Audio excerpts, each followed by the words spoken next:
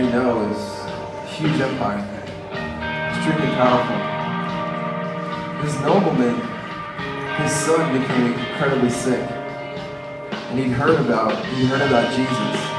He'd heard about this man, Jesus of Nazareth, who he had turned water into wine. He had been in Jerusalem. He was healing people in Jerusalem, and he was amazed.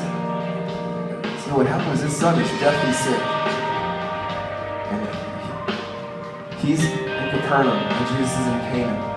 And it's a 25-mile journey. That nobleman, he makes that trip, and he goes to Jesus. He finds him, and he says, "Listen, my son is sick, and death is at his doorstep. Would you heal him?" And Jesus responds and says, "Unless you guys see miraculous works and wonders, you will not believe."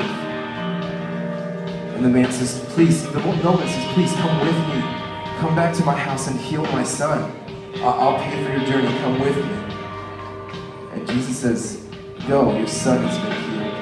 Your son lives." So the nobleman believes Jesus, and he makes that 25-mile trip back.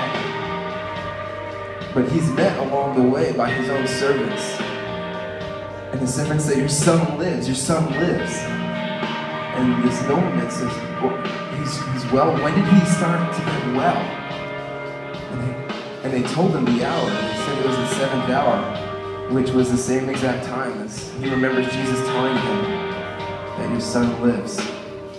And as soon as he heard that from his servant, they all believed, they all worshipped Jesus as the Savior, as the Messiah, because they said, "Truly, this man has to be the Son of God."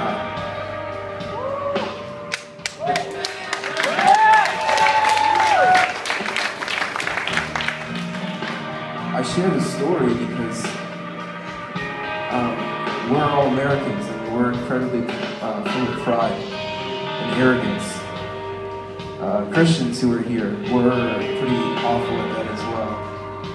The American church is one of the most arrogant groups of people in the world, sadly.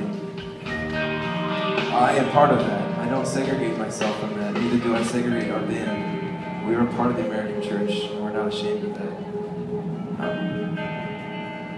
In James 4:3, it says, "God opposes the proud, but gives grace to the humble." I don't know if you can fathom or wrap around your head what it means to be opposed by God. I can't explain it to you. If you could explain to me who God is in a sentence, I'd be impressed. You can't. So if you can't even fathom who God is, you can't even fathom what it means to be opposed by Him. But it says He gives grace to the humble. This man was a nobleman. He had position, he had authority, he had power, he had money, he had servants, he had people that worked for him at his house. He didn't send those servants to go to Jesus. He didn't pay somebody else to go to Jesus. I'm sure he tried everything he could to try and get healing for his son. I'm sure he sought out the best physicians. I'm sure he sought out the best remedies. He tried them all. He's got money. He's got power. Everything failed him. And then here he hears about this man, Jesus. Hey, he doesn't even know if he really exists. He's never even seen him. And then he hears these wondrous signs and miracles that Jesus is performing. He doesn't even know if those things actually happened. And then he heard that Jesus is 25 miles from him. He just heard that. But he was desperate. He was desperate. He said, "I'll do anything for my son." A father who truly loves his son would give his own life for his son. You know, this man was incredibly desperate, willing to give it all. So he took that trip. He was a man of position, going to see if a man he didn't know existed, didn't know would be there, and didn't even know if he had the power to heal his son. But he didn't care. He set down the fact that he was a nobleman for a second. He set down the fact that he was wealthy for a second. He set down the fact that he has people that work for him that could do this for us for a moment. And he went himself while he was desperate. He didn't care if he looked shameful. He didn't care if he looked pitiful. He went. And he said, "My son is dying. Can you heal him?" he went to Jesus humbly. He understood his need.